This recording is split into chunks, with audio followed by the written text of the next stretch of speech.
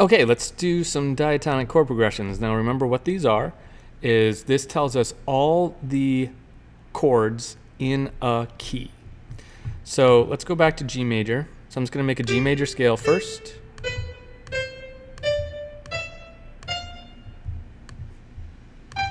Okay. Now I have a G major scale. Now in order to make the diatonic chord progression, what I have to do is, well, I can do this in two ways. One is I can just remember the pattern.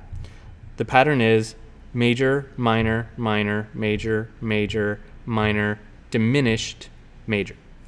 Knowing that pattern, I don't have to plug in all the notes. I can just go through here and say the chords that fit in this key are going to be a G major, an A minor, a B minor, a C major, a D major, an E minor, an F sharp diminished, and a G major. Because I can just apply that pattern of major, minor, minor, major, major, minor, diminished, major to the scale and know all the possible chords in the key. If I don't want to do it that way, I want to do it the long-handed way, I can plug in all the notes. So let's do that really quick. So what I'm going to do is I'm going to take every other note of the scale.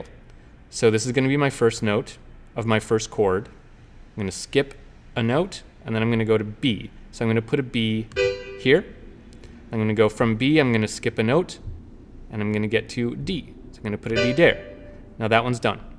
Now I'm going to go to the next chord. So this is A. So I'm going to skip a note and go to C, put one there.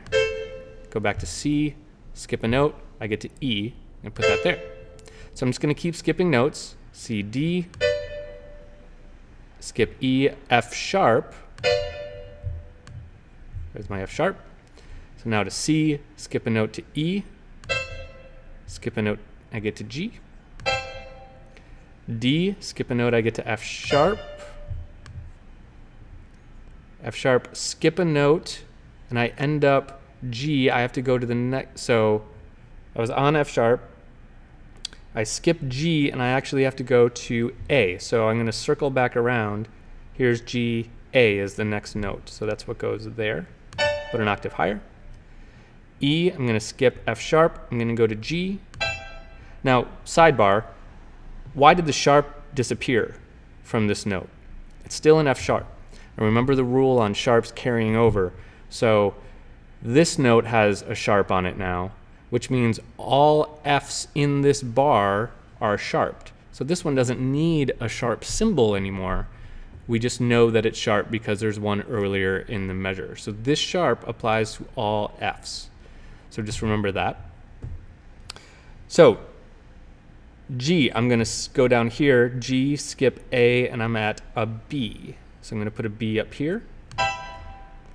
F sharp, I'm going to skip G, and I'm going to end up on an A from circling back around. I'm going to skip B and end up on a C. And then G, let's go down here. I'm going to skip A, end up on a B.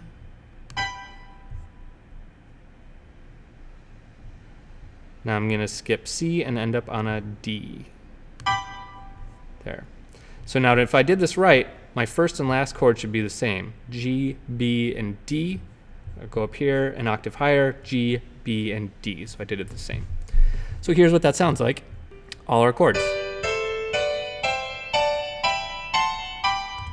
So those are all the triads that work in G major.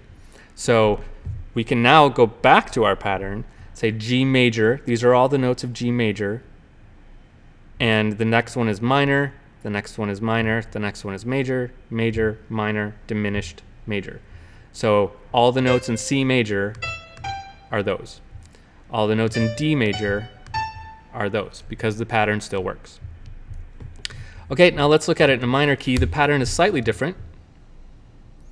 Let's go down to our E minor. F sharp, remember?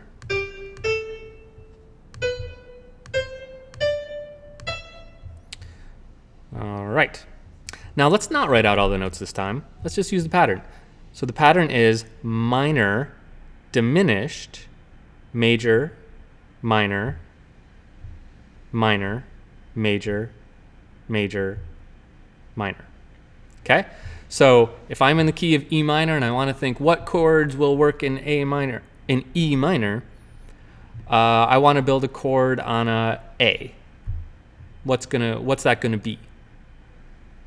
It's gonna be a minor chord. So you're gonna want to put an A minor chord in there because the 4th degree is A, and that's a minor chord in the key of E minor. Okay? If you want to build a C chord in the key of E minor, are you going to make it a major or a minor chord? You are going to make it a major chord because the 6th scale degree in the key of E minor is a major chord.